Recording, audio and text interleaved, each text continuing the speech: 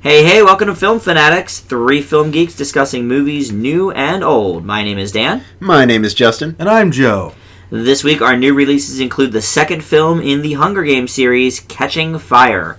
We also, of course, have our usual triple feature, new classic Carnage, our old classic Black Swan, and our Oscar A to Z film for the week, 1998's Affliction, starring Nick Nolte. Our top 5 this week, inspired by one of the great stars of our new classic Carnage, our top 5 films starring Jodie Foster.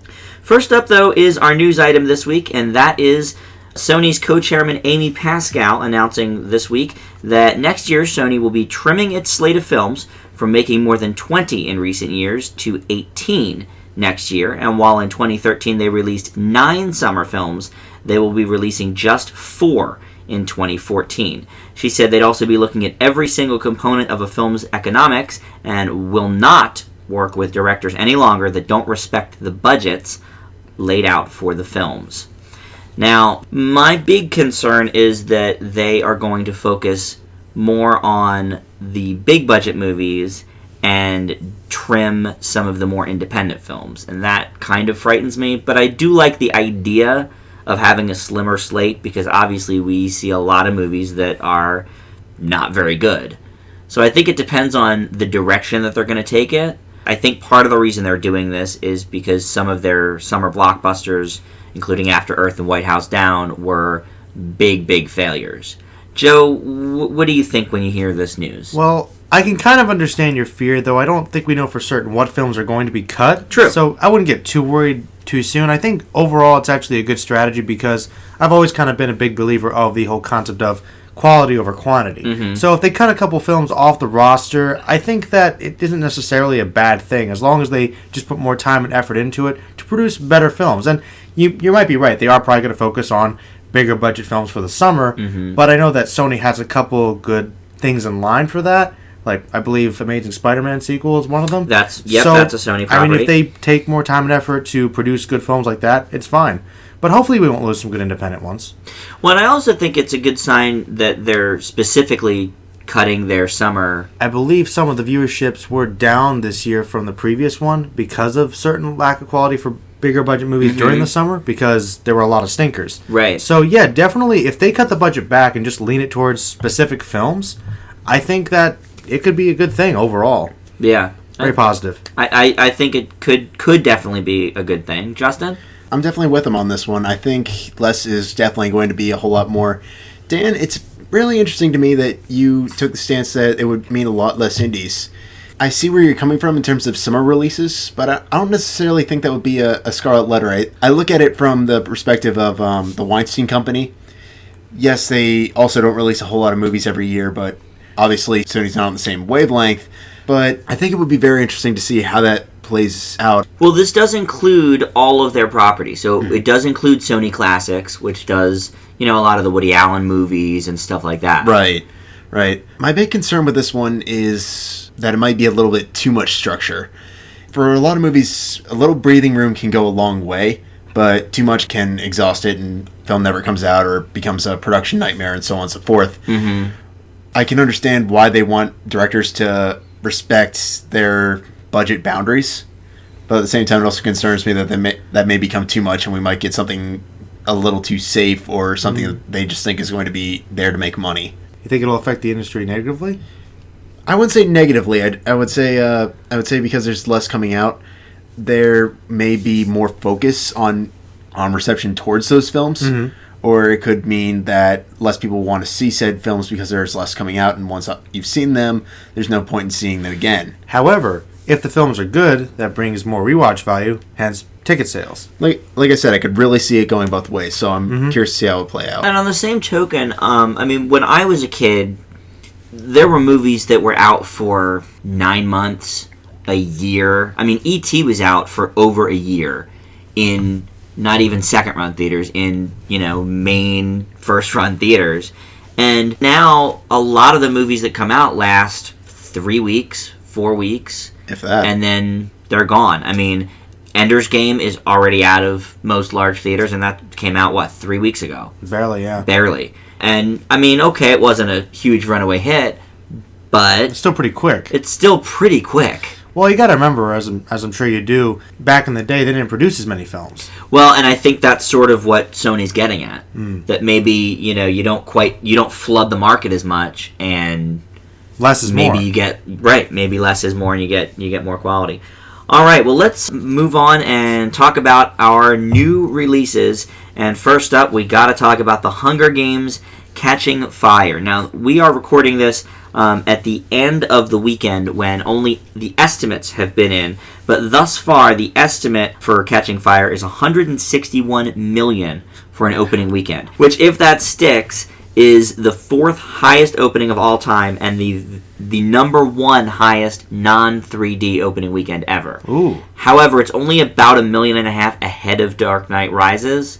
So if the pre-estimation is a little high, that could be number two. But still, either way, it's a huge, huge score. It's opening, about 10 to 12 million above the original Hunger Games. Wow. But the real question is, how good is it? And that's what we're going to talk about. Justin mentioned on the show last week that he went into this one, without having read the book, unlike how he did the first Hunger Games, to see what he thinks of it that way. And Justin, you gave the original film a B, so I wanted to start with you and get your thoughts on The Hunger Games: Catching Fire. Fair enough.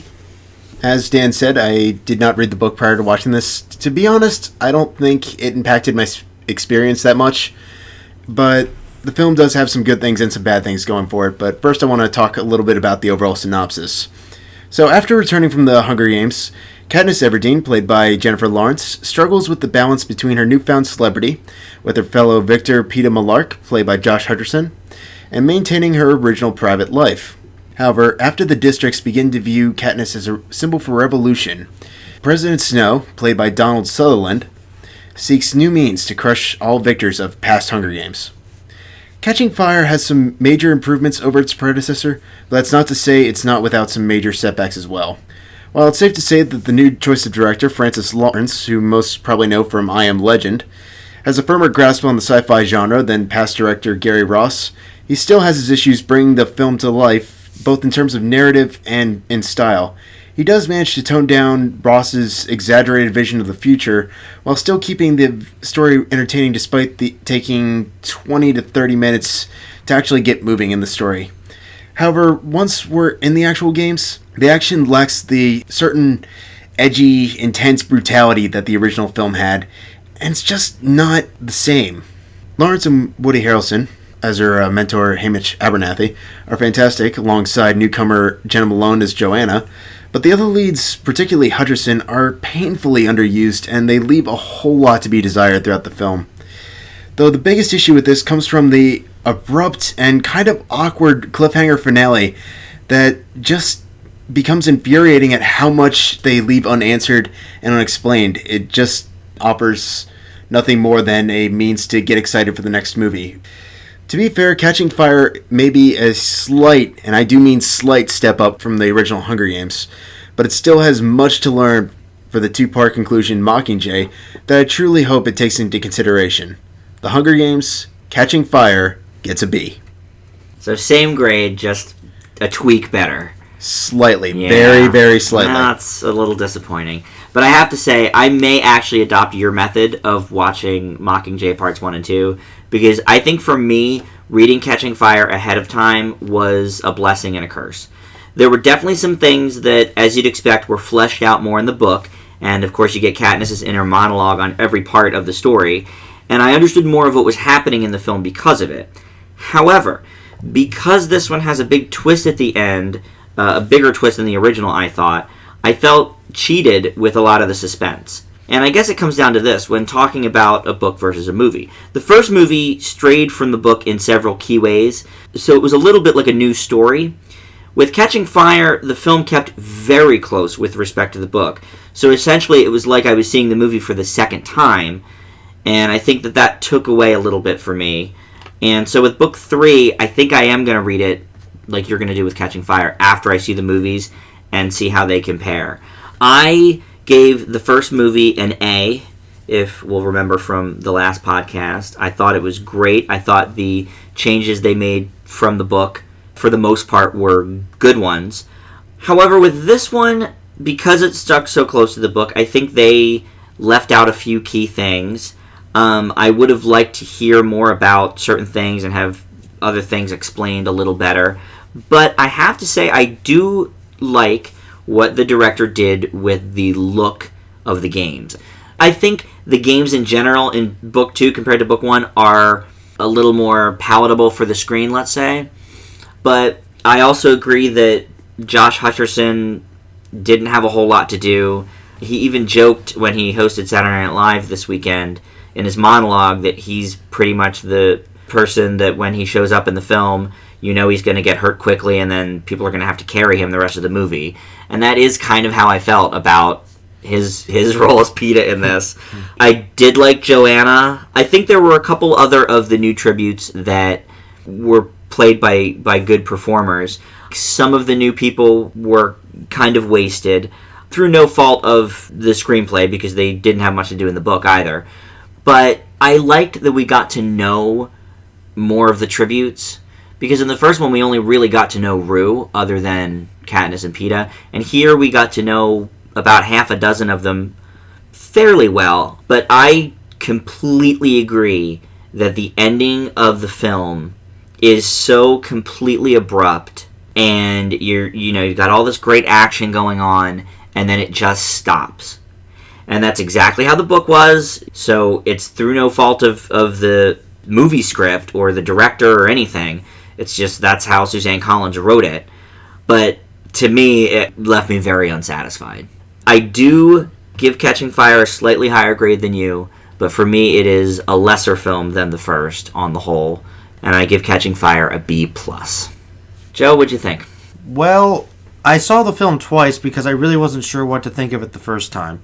And I'm kind of glad I got a second viewing. Were you confused at all? Because you didn't read the book either, right? I didn't read the book, but I had seen the previous film. Right. So I knew enough going in. Well, alright, I'll talk about the positives of the film first. Okay. I think for this one, I really liked the performances, and I feel like they were pretty good in the first film, but I think that the actors like Woody Harrelson and the other members of the cast, Jennifer Lawrence, they've really come into these characters, and I think the performances have really improved. Like, they did a really good job. I think the direction was pretty good. I did like the feel, the atmosphere. I liked the darker tone, and I did like some of the political themes they kind of focused on. They expanded on some ideas. It was interesting. Mm-hmm. I liked that, and I agree. I think that we got a little more fleshed out with the other champions. I thought it was kind of cool to see them, and it was cool to see the different characters interact. That was probably the best thing about it, like those particular elements. With the first film, I remember being really drawn in by it. Like, I really liked it. I liked getting to know the world. I liked getting to know the characters. I just wasn't really bored in the first film.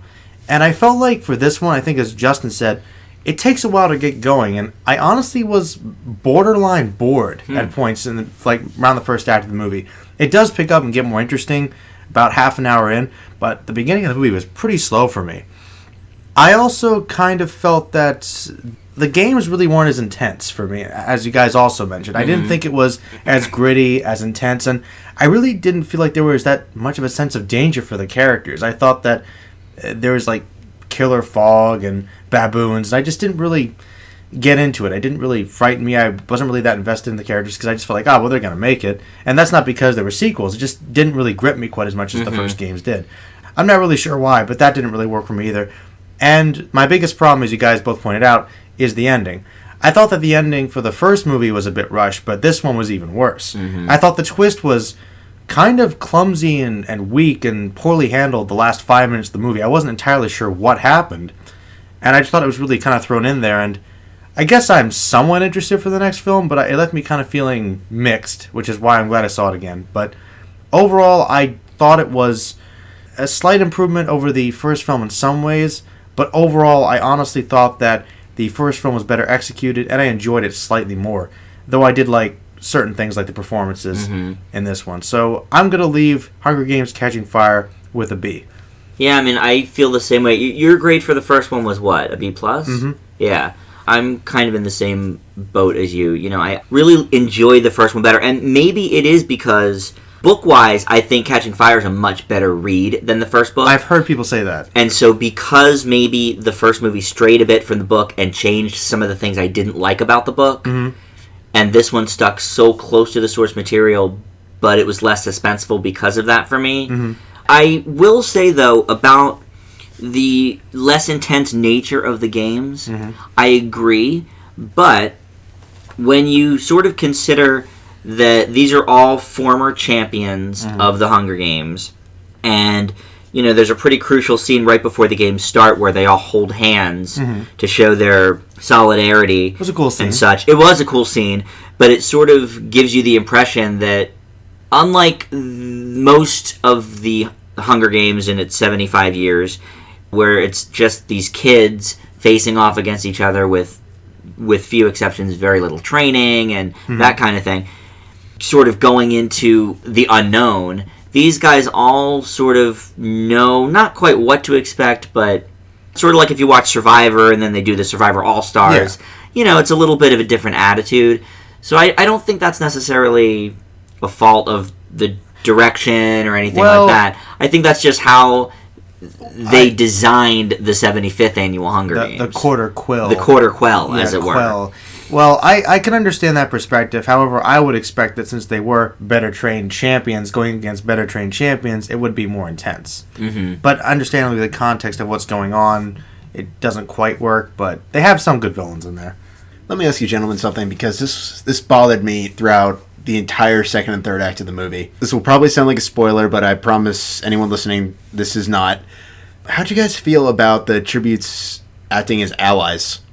I mean, I think it was important for them to be allies because, as Katniss points out earlier on, when Haymitch suggests that they make allies, that, we don't want to make allies, me and Peeta against the world, and Haymitch says, well, okay, then everyone's going to gang up and kill you. So I think they needed to make allies. I'll use the Survivor analogy again. It's important in a do-or-die situation like this to make allies and have somebody on your side. Eventually, you sort of know in the back of your mind, okay, I have to turn on them or they have to turn on me. But to sort of advance your place in the Hunger Games, let's say, I think it's necessary to make allies. Joe, what do you think? Well, strategically, for what they're doing, it makes sense. And it also provides a good opportunity to develop the story for where it's going and flesh out some of these characters. However, that's one reason why this book and this film was less intense, which is something that I admit I had a problem with too. So I see both sides of the argument. What do you think of it? First of all, it didn't really meld that well because we only get a little bit of time with these characters ahead of it. So I'm sort of surprised that any of them were actually willing to agree to be allies to start off. In the first film, we actually do see allies end up forming, and what ends up happening, it goes horribly, horribly wrong. Right. So I'm surprised that anyone was actually encouraging it. That's actually a big thing I wanted to tackle on as one of my final points for this review is the fact that in a lot of ways it almost contradicts the first film. President Snow almost entirely changes his motivation at least 3 times in the movie. The whole ally thing continues to bother me, even though, like Joe, I can sort of see both arguments. Well, are you bothered by it because it didn't make for good storytelling, or were you bothered by it because it didn't make sense for the characters? Because it made sense for the characters. A little bit of both, to tell you the truth. I mean, yes, I get the, okay, well, if you don't end up making allies, other people will gang up on you and kill you. That makes sense. However, if there's anything we learned from the first movie, it's that Peeta's incredibly good at assimilating, and Katniss is very good at hiding. So, technically, they wouldn't need to make allies. I'm not saying that they shouldn't, I'm just saying that it wouldn't be entirely necessary. There was also another thing that I wanted to bring up just because this bothered me, and I think it's a plot hole. Okay. It's not a real big one, but it has been causing my brain to itch a little bit. Okay. Alright, the Quarter Quell is, like Dan said, sort of the Survivor All-Star equivalent of the Hunger Games. Basically. I can get that. It's been 25 years, and there have been like 4 districts that have won over and over and over again. What about all the other districts that haven't won? What happens then? I guess they don't participate? This was explained in the book, that each district does have at least 1 living male and 1 living female that has won. What if they haven't? Well, but it's established they did. Well, keep in mind, they didn't come up with the quarter... You saw them in the movie come up with the idea for the Quarter Quell long after any... It would have been the first 25. Yeah, it's not like it was decided years ago. It was decided right then and there. They knew when they made the decision that there were going to be enough people from each district. Which I got for the sake of the movie. I just kept thinking, okay, if we're just randomly announcing this, which is a big issue I have with the Hunger Games, is the fact that there doesn't seem to be any form of rationale. It just seems to be, let's throw everything out there. Well, that's the point of the Quarter Quell, though. Actually, the Quarter Quell is a special event that they only announce what exactly is going to happen with it right before. Yes, it is on a whim, which continues to emphasize my main issue with the Hunger Games series. The fact that the villains are quite possibly the most inconsistent people I have ever seen. I don't think Snow is inconsistent. I just think he's kind of incompetent. Why? To be honest. Okay, incompetent's probably a better choice of word. Because he's a very evil guy. He's threatening, but he's easily manipulated by other people. If you think about it. He's like a child. He's like, I'll do that. Oh, yeah, that's a great idea. We'll do that. Oh, what about this? Well, we'll do that then. Okay. Well, he's also trying to curry favor from everybody and at the same time stop a revolution from happening. He's under a lot of pressure. And after what happened at the end of the first Hunger Games, true. Katniss has sort of become this hero, which I wish they fleshed out more in the movie. Because they didn't really, but... That you actually bring up a good point. Joe? It's something I've always bugged me, and maybe this is something that definitely the books do better, but this might be one reason why I can't get into the Hunger Games as much as some people, just as being someone that hasn't read the books. From the movies, admittedly, I thought they did a better job with this in Catching Fire than the first film, but I have a hard time believing that these games and the people in them are really these incredible supporters and instigators of great change. And even towards the end of the film, they're like, Katniss, you're the symbol, and you're the one we need for this. And I don't really feel that's her character. That was actually one of my main arguments I wanted. I think she even says that. She's like, I just care about PETA and, my district. I just don't really feel that it's explored that much. And maybe they'll do it in future films, but I didn't quite get that. Maybe more in the books? I think there is a little more detail with that in the books. But I also feel like with their whole love story, or at least what the Capitol perceives as their love story, the Capitol didn't want them both to die in the first one. And so when they didn't, spoiler alert, but they're both in the second movie, so why not? When they didn't die in the first movie, they did become this sort of symbol for, okay, maybe the games are getting a little out of hand, maybe this isn't as fun to watch anymore, and that's why the Stanley Tucci character in the second one was, for me, like, way, way more annoying and in your face than the first one, because I think, he's probably told by President Snow, listen, people are getting restless, you got to really sell this thing hard.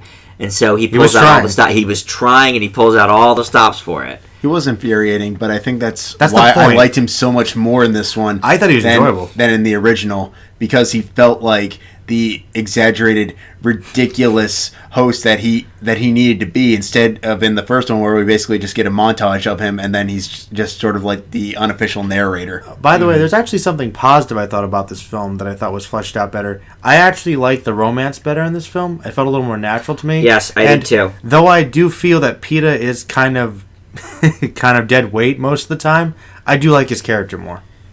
Yeah, I liked his character a lot in this. I just didn't think he was much of a contributor in combat. He was really kind of a deterrent, but most of the time. But I think we saw, well, I don't want to give anything away. Okay, never mind. You saw something that made you happy. Yes. Okay. All right, and on that, we got to move on. Oh. Now, Joe has not seen any of our other new releases, so they will go by a bit quicker, I do believe. Go ahead. Hunger Games was a lot to talk about. But up next, we've got Delivery Man, starring Vince Vaughn, and Justin is going to tell us about that. Okay, so Delivery Man focuses on David Wozniak, played by Vince Vaughn, who discovers one day that he is the father of 533 children, 142 of which are suing him to find out his identity. As his lawyer starts to give him a file containing the profiles of these children, he decides to look into their lives and serve as a somewhat fatherly figure beyond their understanding of him actually being the notorious Starbuck of whom they're suing. In the last podcast, I talked about how Vince Vaughn can be tolerable if one is willing to give him a role with enough focus, and someone to play off him well. Delivery Man is a good example of that, although it does fall prey to the many instances of what's wrong with remakes in this current era.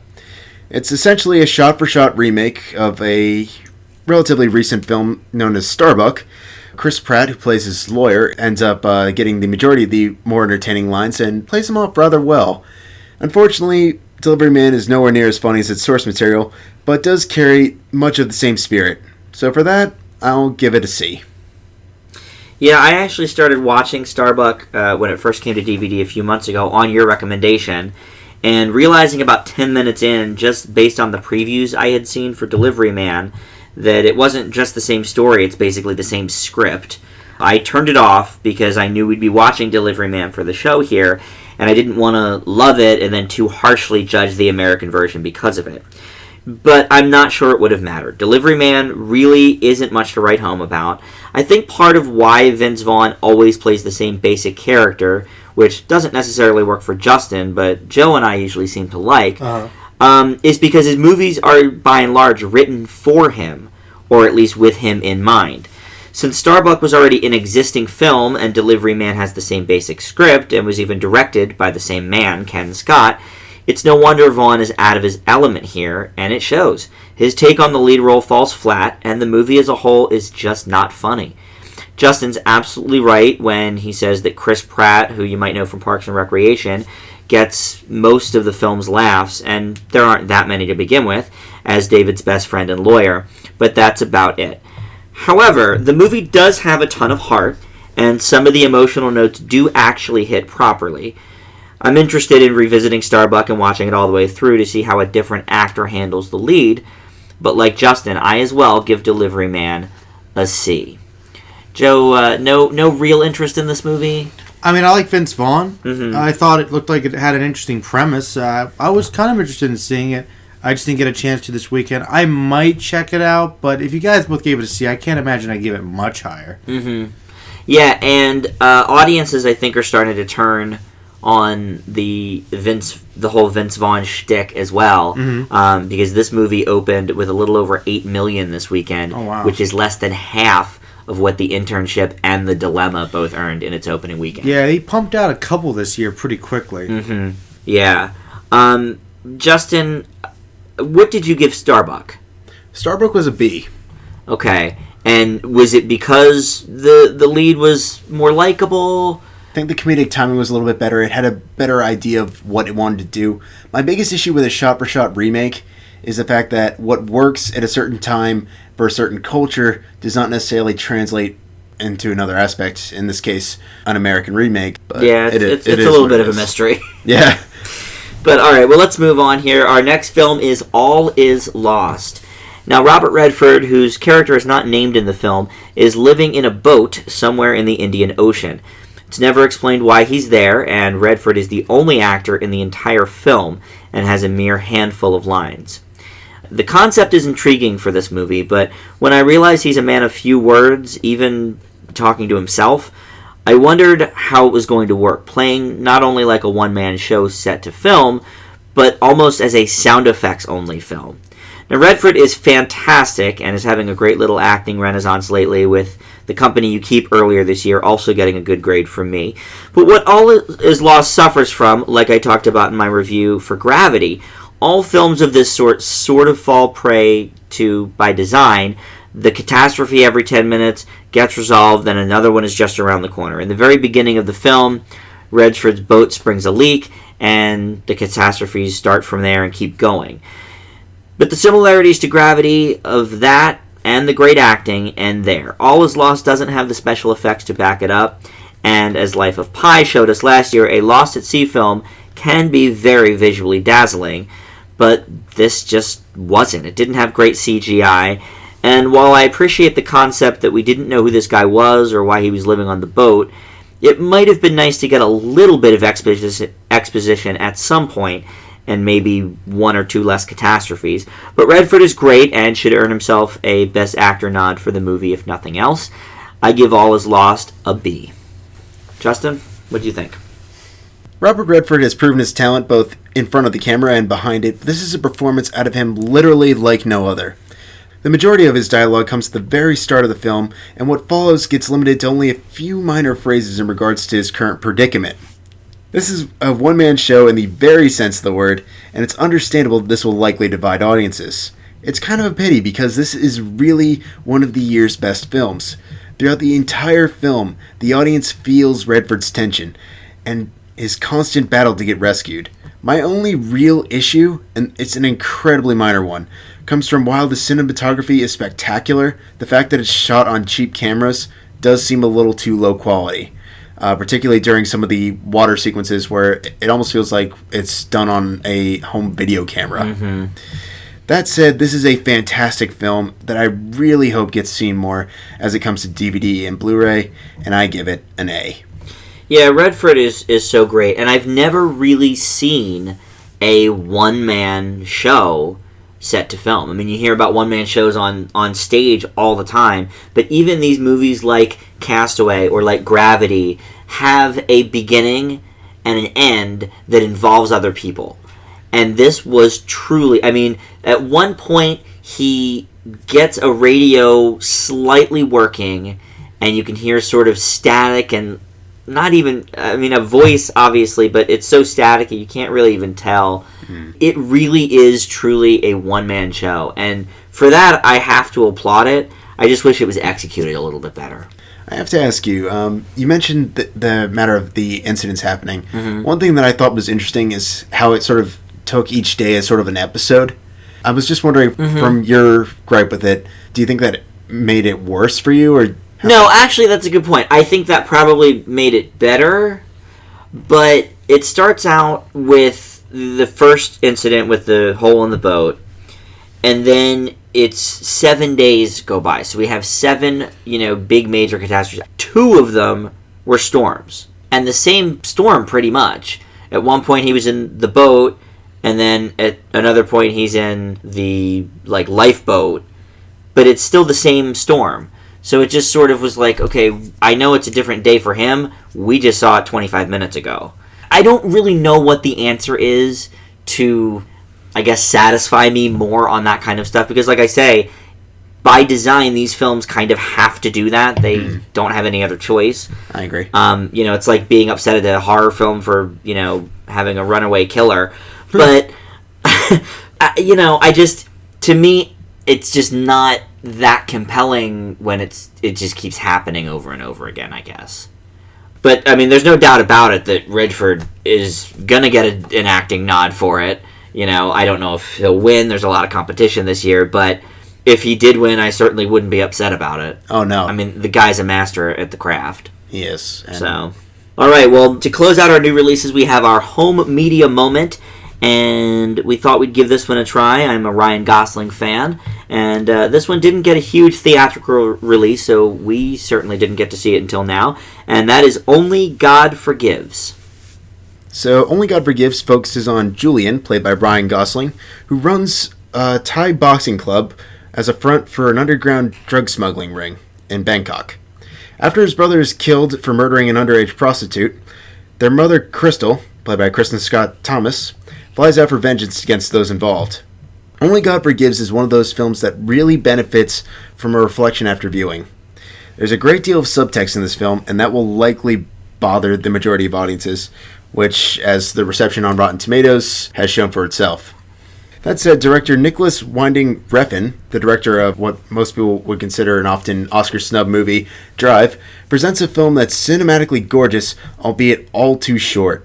The story's interesting, but it does tend to rush itself, leaving so much to be desired, particularly with how the overall symbolism plays into it, how these characters could be developed further, and how we can really get to understand this.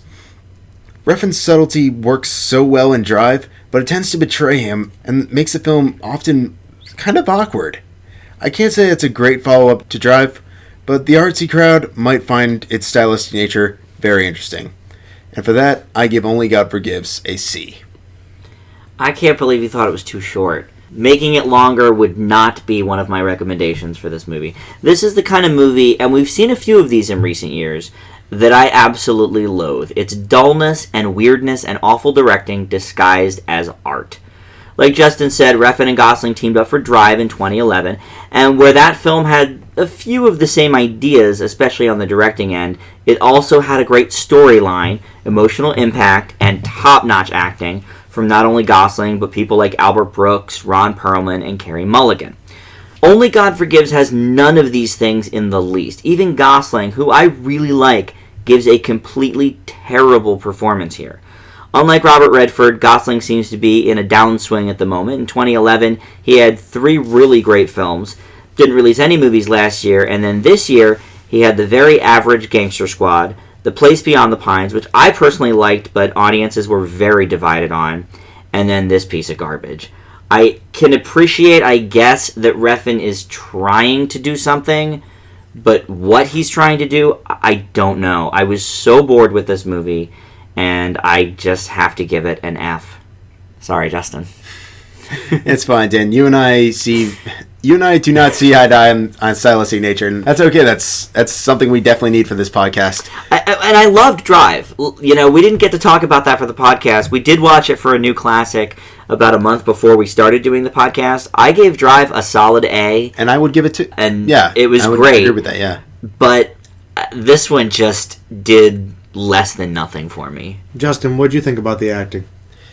The acting is kind of a mixed bag, largely because it's very, very short. Similar to Drive, Ryan Gosling's character does not say a whole lot, and because of that, we don't really get a firm grasp on who he is and what he's exactly trying to do. We get a point sort of late in the game that he has a bit of an Oedipus complex, but I wasn't able to really get into his character, and I think 10 minutes or so might have helped with that. Okay, I'll have to give that one a watch and give you guys my opinion next time. Yeah, I'd love to hear it. Because I know it's on Netflix, and it does sound like a movie I'd be interested in seeing. Yeah, and critics were divided on it as well. It's sitting around 40%, 45% on Rotten Tomatoes. Well, so, that's some love it, some hate it. It's a great kind of movie because at least it brings good discussion. Yeah, absolutely. All right, well, we are going to get into our top 5 now. Now, this was inspired by one of the actors in the movie Carnage, which we're going to talk about for our new classic in just a few minutes, and that is Jodie Foster, one of Joe's favorites. That's right. So I thought we would do our top 5 Jodie Foster films. And, Joe, why don't we start with you? Sure. 5 through 2. 5 through 2. All right, my number 5 is Panic Room. I will admit it's been a while since I've seen this film, so I can't give you any specific details, but I thought the acting was good. I liked the concept of it. I thought it was a pretty decent thriller. When I saw it, might have to revisit it at some point, but Panic Room sits comfortably at number 5. Good early Jared Leto performance also. And Kirsten Stewart one, too. Oh, that's right. I always forget that. Right, Kristen Stewart plays the daughter. I was actually looking it up on Wikipedia just to see who was in it. I was like, wow, she was the daughter in that? And she must have been super young, she was 7 or 8 probably, right? She played an 11-year-old. If I remember the movie. So she was like... She was fairly young. Yeah. I didn't remember her completely sucking it either, so... That was a David Fincher, wasn't it? It was. It was the one after Fight Club. Not the world's best follow-up, but Fincher is one of my favorite directors, and he does do thrillers pretty well most of the time. Oh, yeah, he's definitely got his rooting there. He does, but that's my number 5. My number 4 is Anna and the King, which is kind of a more closely historical remake of the play The King and I. And I really liked that because I just kind of enjoyed the set pieces. I thought it was a great marvel to look at. I thought it was one of Chow Yun-Fat's best performances, and he has a surprisingly decent amount of chemistry with Jodie Foster. I know that's not one that people talk about too much, but... Not at all. I really liked the film, and I'm surprised people don't talk about it more. Number 3 is one I'm sure you guys would expect. It's one of her earlier performances. It's Taxi Driver. She was very young in this movie, and I think that she does really, really well selling this innocent character who kind of got corrupted, and I think that she and De Niro have a lot of great chemistry, and she had a lot of range, and I think we see that very early on in this role, and it fits with a very gritty, well-done film, which I like. So that's my number 3. Number 2 is one of my personal favorite sci-fi films, very interesting concept, and that's Contact. I think that Jodie Foster does an excellent job basically carrying a lot of this movie and playing a very interesting character, very dynamic, and there's a lot of heavy themes and big ideas in the film. It might not be for everybody, but I really personally enjoy it, and that's my number 2. I really wanted to check out Contact before we did this, and It's long running time. I just didn't make the time for it. It's a long film. It's Yeah. an epic film. It's a heavy one. A lot of time and thought to absorb the information. But I'm pretty sure if you saw it, I'd be confident it's probably in your top 5, and if not, close to it. I would imagine, just from the previews and everything I know about it. It's a well done film. Yeah. Well, my number 5 is Freaky Friday. Now, this was the original, of course, from 1976. She played the daughter, the Lindsay Lohan character in the remake in 2003. It is just a fun Disney kids movie. It's when Disney was really doing a lot of live-action kids movies like Herbie the Love Bug and Chitty Chitty Bang Bang and all of that. And for the most part, Jodie Foster really steals the show. She's a really, really good young actress. I never saw it, so it was pretty good. It really was. It sort of, the last, half hour is really sort of corny in terms of, chase scenes. But and, it's an early Disney movie. The classic, every Herbie movie had Herbie that, was too. the worst offender for that. Yeah, it really was. It was sort of those, montages set to Benny Hill-type music. But it's fun and lighthearted, though. But it is. And Jodie Foster did a really, really good job with it. And there's a lot of good actors in it. John Astin is in it. Oh, okay. Cool. And taken from the same year, 1976, is a quite different performance. My number 4 is Taxi Driver. Oh, I saw that one coming. And I chose this one to watch over Contact this week. I had never seen Taxi Driver, and I thought, if there's one Jodie Foster movie I should see before we do the top 5, it's Taxi Driver. I'm not sure if I like Contact better or worse. They're very different films, but I like them both. But I think if you had to pick one, considering it's such a monumental performance for it, you picked a good one. Yeah, it really is. I actually wish she was a little bit more a part of the film. I agree. She doesn't even show up for close to an hour. Mm-hmm. And it's close to 2 hours, so about halfway through the movie till she shows up. But quite an impact, though. Quite an impact. De Niro's obviously great in it. A pivotal role for him and for her. So, and it's interesting to note that she was nominated for both of these movies, for the Oscar for Taxi Driver, and she was nominated for a Golden Globe for Freaky Friday, believe it or not. My number 3 is a movie we watched just a couple months ago on our Oscar A to Z, and that is The Accused. We obviously talked about this at length, so I won't go into too much detail, but Jodie Foster really is fantastic here, and it's another great early performance, not as early as those other ones. She's in her mid-20s, I guess, in this film, but it holds up very, very well into today's world, and I think it's a great number 3. Mm-hmm. My number 2 is Carnage, and we're going to get into that obviously very soon, so I won't go into too much detail about that, but a great cast, and Jodie Foster is, for me, the centerpiece of that cast. She really gives, I think, the best performance of the film. And of course, when we do these actor-exclusive top 5s, I try to think about not only how good was the film, but how good the particular person's performance was, and I think she really does steal the show in Carnage. Justin, what's your 5 through 2? Well, first of all, great list thus far. Thank you. Thanks. Okay. Number 5 is Nell. Well, good. You've seen it? Liam Neeson, man. Of course. Well, yeah. Interesting pick. Early Liam Neeson. Yeah, very early. Continue. While most actors performing as characters with severe disabilities often overdo their performances, my classic example is always going to be Rain Man, Foster really shows off her versatility with Nell. Although Foster falls prey to occasional melodrama, she still offers up a unique performance that leaves the audience every bit as intrigued as Liam Neeson's character to unravel the mystery of Nell's past and how to reintegrate her back into society after years of isolation. While the narrative may have flaws, it's still a great performance from Foster that's well deserving of being in my number 5. Number 4 is Inside Man. I had to put this on my list because it's a very underappreciated performance by Foster that does not get enough respect. While Denzel Washington may be getting top billing, it's really her character Madeline White that really gets to the bottom of what's going on in quite possibly one of the most original heist films of the past several years. As a result, her acting talent lends itself to creating a truly fascinating and complicated character that stands out amongst the ensemble. And number 3, which is a film also on Dan's list, is Carnage.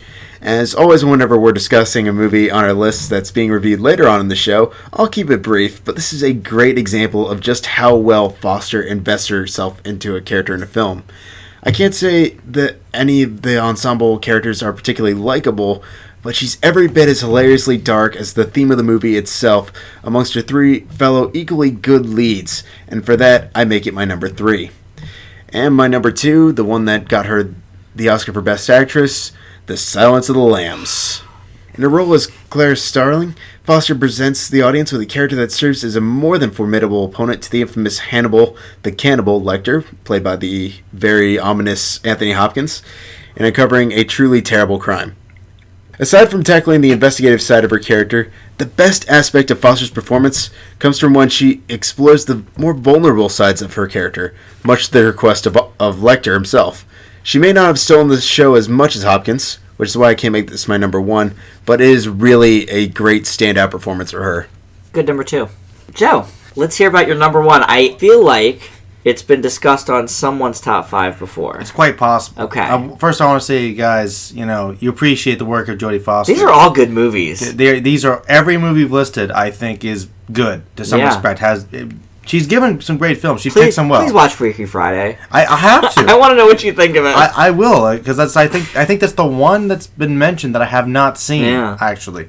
But my number 1 has been discussed on at least one list, and that is Silence of the Lambs. Pretty much everything Justin said, I agree with. I think that if she can match wits with Anthony Hopkins, quite frankly, probably one of the greatest actors in the history of film. I mean, she just does a great job being, as you said, kind of a vulnerable hero, but also being rather tough when she needs to be. And she delivers her dialogue perfectly. She really emotes and captures the atmosphere of the film and this great mystery. Just one of the greatest thrillers ever done. It is in my top 25. I love this film, so obviously, because of her performance, as well as just the overall film itself, it would have to be my number 1 Jodie Foster film. Yeah, great choice.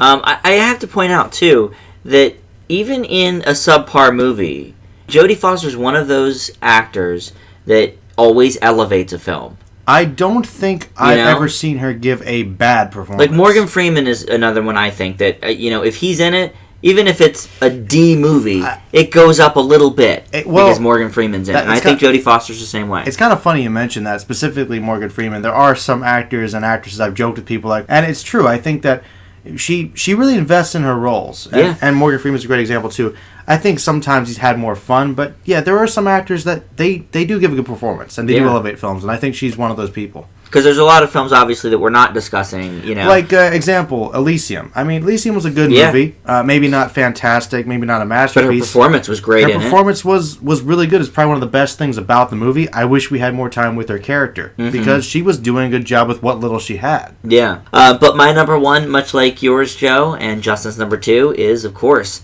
The Silence of the Lambs. It is a fantastic movie from start to finish. It is an A+ through and through. I can't really pick anything apart about it. It's a great thriller. People sometimes consider it in the horror genre. I can see that a little bit. I think it's more of a thriller. It's got elements, but it's certainly got some scary stuff going on in it. It's some creepy people. Fantastic film. It really, really is. And she just to stand your ground against Anthony Hopkins is no small feat. Justin, what's your number 1 Jodie Foster film? Just a theory. I think that yours might have been mentioned as well. And you would be correct about that, Joe. All right. It's Freaky Friday. I feel like it might be one of her earlier performances. Yes, I agree. Unfortunately, Dan, I have not seen Freaky Friday, but you will be happy to know that I will try to see it in the not-too-distant future. Yeah, you're missing out. All right, number 1 for me is one of her earliest performances, and that is Taxi Driver. Called it.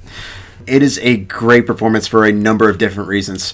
Her role as an underage prostitute named Iris is unquestionably gutsy.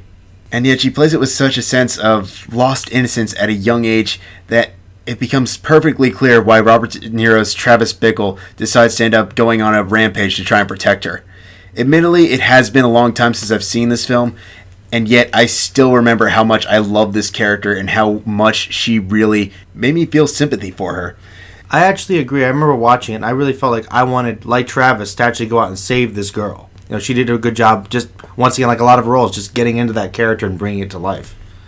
Great choice. Yeah. It is a great choice. She's got some good ones. Yeah. I've actually, when I was looking through her filmography, she took some breaks. Like, she doesn't produce a film every year, but she really does carefully select the film she's in, normally. Yeah, well, and she took time off to not only, start a family, but also to direct. She's been, behind the camera a lot as well. That's true. How do you guys feel about her directorial take on The Beaver? The Beaver is not a good movie. Is it elevated by Jodie Foster's presence? It would have to be. Because I gave it a C- and it's probably a D movie at best. The Beaver sucks, but through no fault of her directing, her directing's fine. I was going to say, yes, the movie has some major issues. You've seen it, right? I have. Joe, It's messy. You've seen it? It's messy. Oh, gosh. It's pretty messy, yeah. I'm not going to exaggerate that by any means. But I do not think that she gave a bad performance in the movie. There were things about it I liked, and she was one of them. All right, well, let's move on here. We've got our triple feature, and that is the 3 movies we watch every week of the older variety, some slightly older than others. We have our new classic, which is a film that's been released within the last 2 years that Justin and I both gave a positive grade to, and for some of these, Joe is seeing them for the first time, like this week's choice, Carnage. And then we have the old classic, which this week actually is not all that old. It's Black Swan from just a few years ago. And Affliction is our Oscar nominee A to Z, doing all the nominated movies in the big categories, the acting, the writing, the directing, and Best Picture. But first up, we start with Carnage, and Joe is going to tell us about that. Well, I had not seen Carnage before, and it basically takes place, I believe, in New York City, correct? Yep. And the cool thing about this film is that it takes place primarily in one apartment building, mostly in one room of the apartment building, and I believe a hallway. And there are a few scenes of a park outside, but they only last a few seconds. And there's a great all-star cast, basically 4 people. We have Jodie Foster and John C. Reilly as one couple, and we have Christoph Waltz and Kate Winslet as another couple. Now, apparently, one of the children of one couple assaulted another one of the kids with a stick. And the whole film is basically a conversation trying to delegate a way to resolve the situation. And we kind of see these people are somewhat sophisticated socialites at first, but there are elements of pretentiousness that kind of go along with it. And as the film continues to bubble, the conversation gets more heated, and we begin to see the dark underbelly of some of these characters, and the true realism comes into fruition.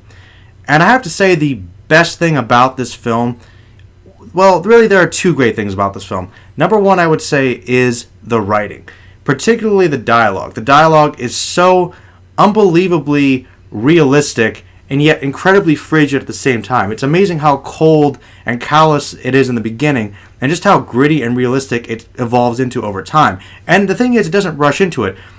It's a gradual development, and that goes into the second incredible element of this film, and that would be, obviously, the acting. All 4 of these actors are incredibly great, and they have great chemistry.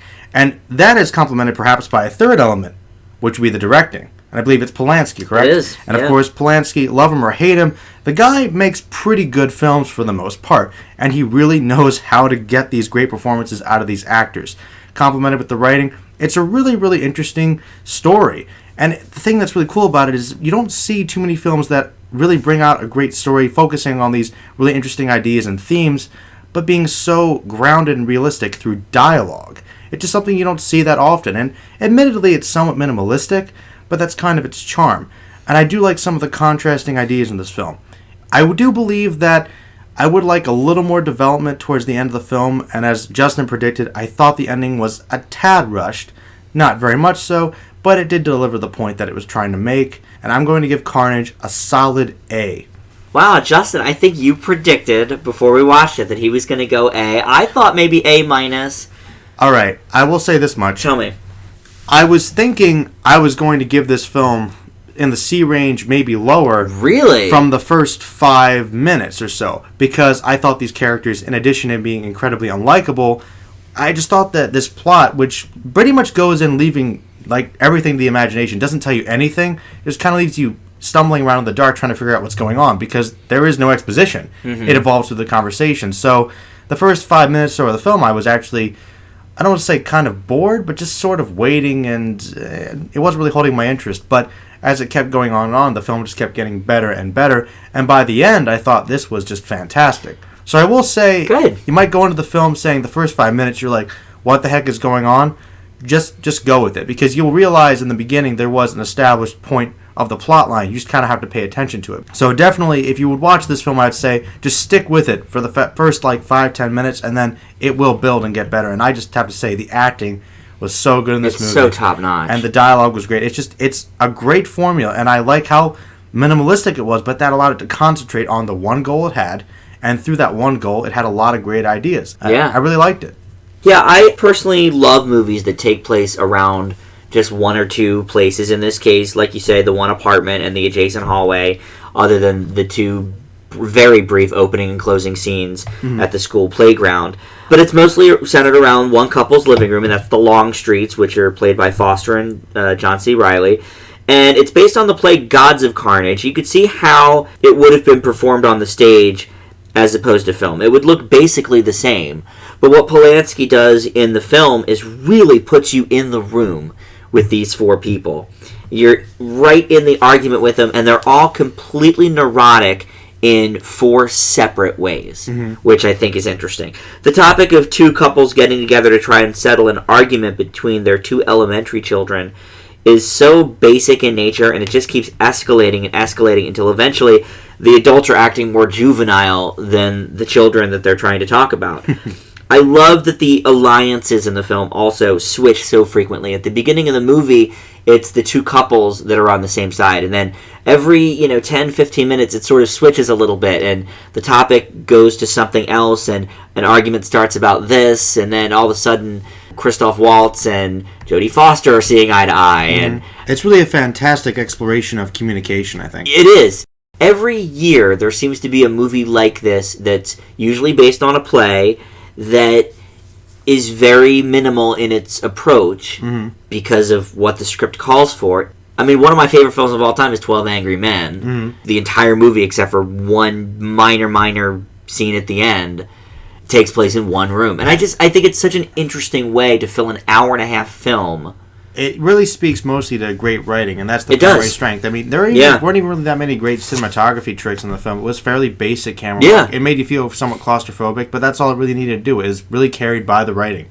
And that's what makes you feel, that claustrophobia is what puts you right in the room with them. And it just, few films really do that, especially nowadays, because there is so much reliance on the escapist nature. Right. I think a little too much, and I think we need more films that are a little more grounded and believable. Yeah, absolutely. And I leave Carnage with an A-. Justin? Alright, so Carnage benefits largely from embracing its overall simplicity. It's four very talented actors portraying characters that are left to their own antics in one minor setting. The results are bleak and sometimes kind of irritating, but nonetheless kind of darkly hilarious. My only real issue from this film comes from the fact that in some spots it does get kind of repetitive, which may have lent itself to the irritating, albeit somewhat realistic, aspect of the film. And the situation gets resolved, much like Joe mentioned, just slightly too quickly. It does make sense come the end, but it just feels like there might have been a smoother way to get there. A little more potential. Exactly. That said, these are really minor issues in contrast to a well-acted, very entertaining dark comedy that I can completely recommend, and I give Carnage a B. Now, why so low, though, Justin? Because you sounded positive. What don't you like about it? Because that's the same grade you gave Hunger Games, and there was plenty of problems with Catching Fire. Well, first of all, Carnage is a very short film, in contrast to Hunger Games, Hunger Games Catching Fire, which runs about a solid 2.5 hours. Because it's so much shorter, the issues can be significantly more limited. Like I mentioned, the repetition kind of does get in the way a lot. The constant cell phone use from Christoph Waltz starts off as kind of funny and then gets gradually more irritating. The way it gets resolved was hilarious, albeit I kind of wish they had done that about 15 minutes earlier. I think that was kind of the point, though, they're trying to make. No. The irritation. No, which is fine. It's just I wish they had gotten to that earlier. I think you have to put yourself in that situation, though. Like, if you were, let's say, Jodie Foster or John C. Reilly's character trying to make amends with this other couple, and this guy is just being blatantly rude on his cell phone every 10 minutes, 5 minutes. Would you jump to, like, throwing it and doing what he does in the film, like, after 3 times? Yeah, I think Probably just not. for politeness' sake, and the sake of, okay, we're trying to, make amends here for our kids and bridge the gap, I think you would probably let that go a little longer than maybe you'd want to see on the screen. Mm-hmm. And I agree with that, albeit I think they should have gotten to it a little bit quicker, like 5 or 10 minutes earlier than they had. Also, it would be like one couple leaves, and then there would be another instance of, we have to come back. That's actually the only thing that I minused it for. That's the only reason I didn't give it an A, is because there were, I think, 3 separate times in the movie where Kate Winslet and Christoph Waltz are exiting the apartment finally, and then, they get... I will admit that... called back in. They're being drawn back into the room did seem a bit odd. Like, there wasn't any real crux for it. It's just kind of like, sure, I guess we don't have anything to do. The one crux was his cell phone. Okay. He couldn't get good reception, and he was getting an important call, so he had to go back in the apartment to get the call. That would have made sense. Your B just seems a little low based on what your review was. Because it seemed like your complaints were relatively good. That and the fact that, I guess maybe as we mentioned, Waltz's accent does crack a little bit. It's true. It's not very noticeable. There are a couple segments where it's a little bit more than others, but it did stick out from time to time. All right. Well, we're going to move on to our old classic, and this was chosen by a friend of the show, Jess. And how we choose this, if you don't know, is we pick a name out of a cup every week.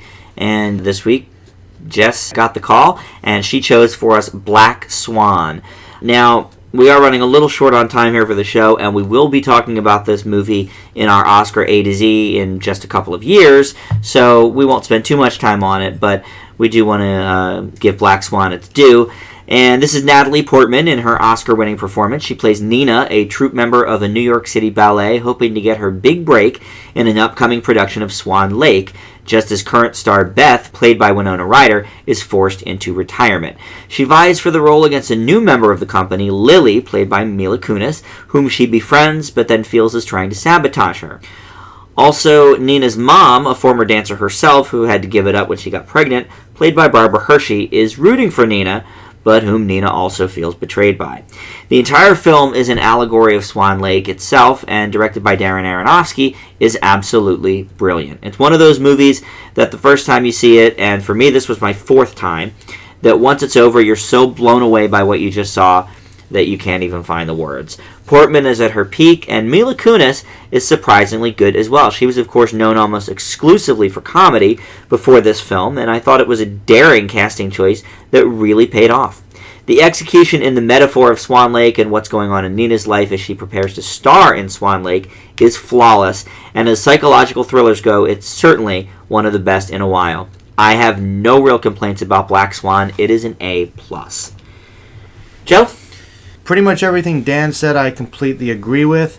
Darren Aronofsky is one of my favorite directors, and I do think that we see a lot of his typical, stylistic elements here. We see some great cinematography, great directing. He picks his actors well. There's some amazing performances, great costume design, effect work, use of the music for atmosphere.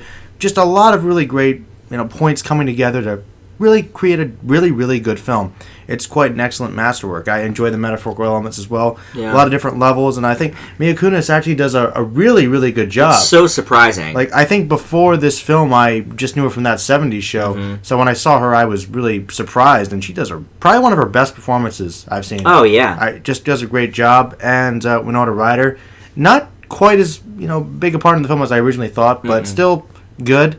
Really, it's just... And important. Really, an important part. Important to the story. Sometimes the important roles are one of the smaller ones. Yeah. If Shakespeare's taught us anything. But, no, I really, really enjoyed the film, and pretty much everything Dan said I agree with. It's not my favorite of his films, but it's probably one of the best put together. The only reason I don't give it an A+ is because, admittedly, the transformation sequences and the surreal elements that I like are pretty good. I felt that they weren't as terrifying as they were meant to be, and I felt that sometimes they were bordering on corny. It didn't affect me quite as I thought it was supposed to. That's the only real negative I have on the film, which I think could go either way. I would give Black Swan a solid A.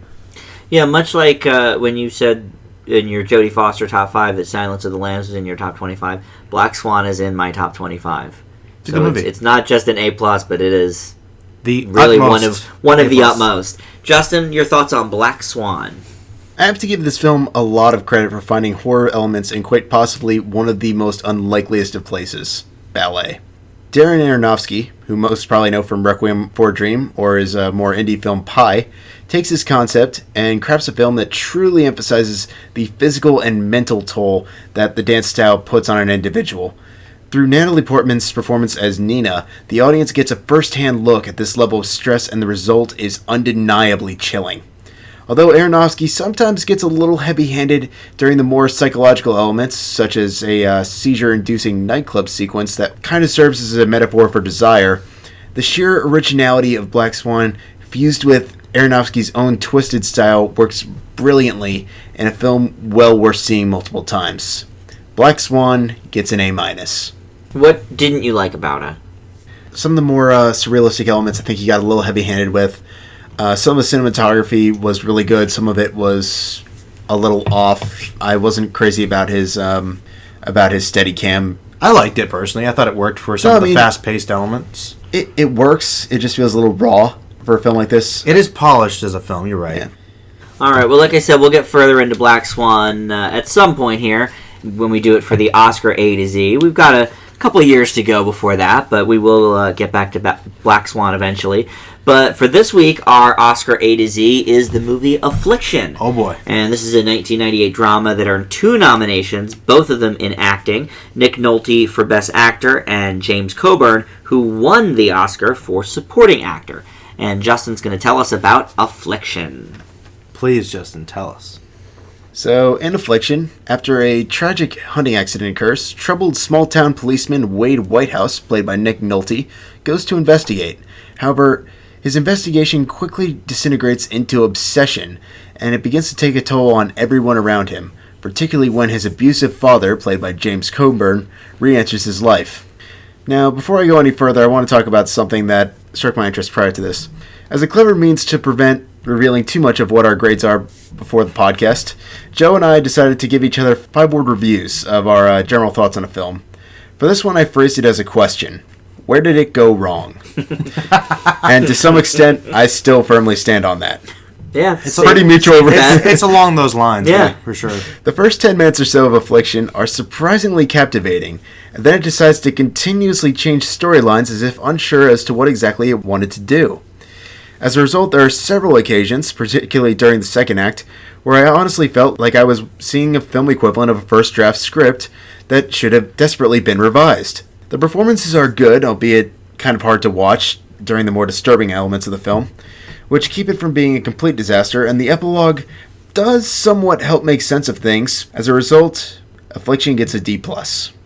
Yeah, it's really all over the place. It's got a great cast, including Sissy Spacek and Willem Dafoe, one of Joe's favorites, and it starts out well enough, but really does get lost along the way and never really comes back around.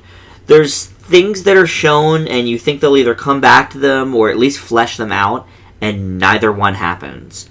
Writer-director Paul Schrader, who also wrote Taxi Driver and co-wrote Raging Bull, seems to have hit a bit of writer's block by the time Affliction came around. Whoa. Almost 20 years later. His directing's okay, but there's just so much more I would have liked to see with the script.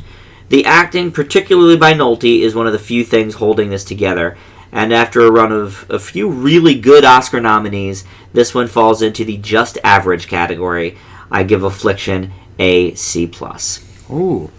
I agree pretty much with what you guys say. I do feel like, as Justin put it does seem like a first draft script that was put to film.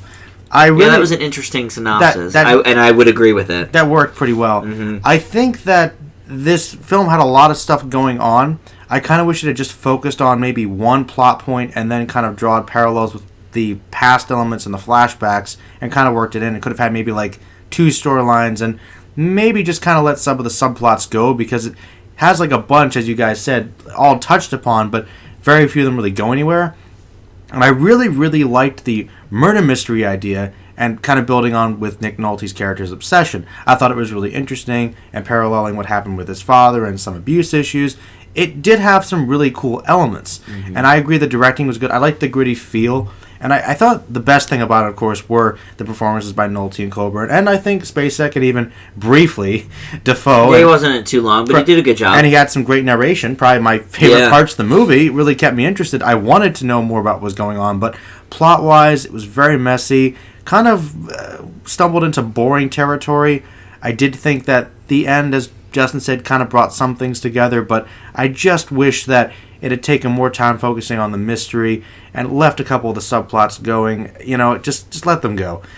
Overall, though, I think that it was a fairly decent film, but it just stumbled a little too much, and I definitely feel there were some things I liked, but it just doesn't have enough to pull it up. If it wasn't for Nick Nolte, I think that this film really would have just fallen by the wayside. I'm going to give Affliction a C-. Yeah, he really holds everything together. Best thing about the movie, really. Coburn did a good job. But he was really... you could have kind of left him out, almost. Yeah. As important as his character was, I felt like the story that I wanted to see, he really wasn't... The murder mystery was by far the most interesting. And they just kind of, let it go. The father-son stuff was, secondary. The custody stuff... They dropped that.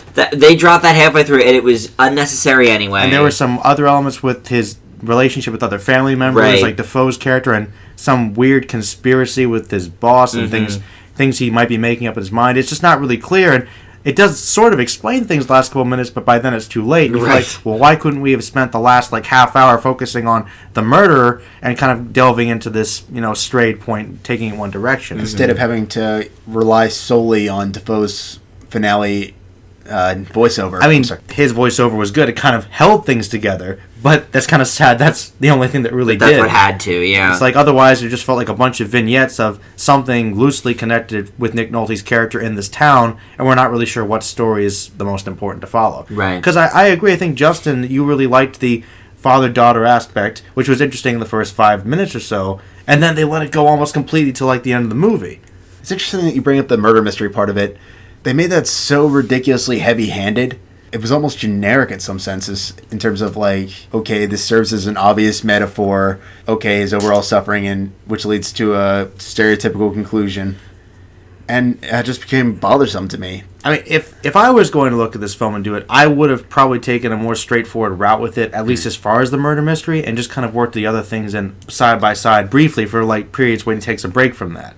I would have made the murder mystery the center of the film. I would have too. Because that was the strongest part, in addition to some of the family stuff. But the murder mystery, I just frustrated because I felt like this movie could have been so good if they just taken one direction and really focused on it. I thought it would be really cool. It would have been a good plot twist, but the twist was very predictable, as Justin kind of points out. Mm-hmm. Yeah, you can see why its only nominations were in the acting category. And I think they were both well-deserving, but that was pretty much it. The writing was sloppy, to say the least. Yeah, well, swing and a miss for Oscar this week. Though, I still think it was more entertaining than The Accidental Tourist. Yes, Accidental Tourist was, so far, I think for all of us, the worst of the Oscar nominees. Definitely. Next week, though, we will have a really good one. I have not seen it, but Justin assures me that I will love it. It's The African Queen. Ooh. So that should be good. We're also going to talk about a brand new Disney movie called Frozen on next week's show. And that is going to effectively do it for this week. Now you can catch Merlin the Mighty. That is Joe's channel on YouTube. Anything new this week on there? The most recent thing I did was kind of a more extended review of the Hunger Games Catching Fire. Just some of the issues I had with it, and kind of briefly discuss that on the podcast, but you'll get to see a more raw version of that. And maybe some Doctor Who 50th stuff coming up? Well, I'm going to be viewing the 50th anniversary with Justin tomorrow in theaters. I did wait a day, so you guys will probably get some reactions to my thoughts on the episode. All right, very cool. And, of course, you can join us on Facebook, and that is Film Fanatics with an exclamation point at the end. That's our group there. We also have our Twitter feed, which is at Film Fanatics Pod. And if you're watching this on YouTube, feel free to comment with your own top 5 Jodie Foster films. We've had a couple in previous podcasts. Some people have let us know their top 5, and we love seeing that. If you agree with us, if you disagree with us, let us know. Maybe you'll turn us on to a movie we have not seen yet. And we certainly appreciate you listening. And this has been Film Fanatics. We'll see you next week. Bye!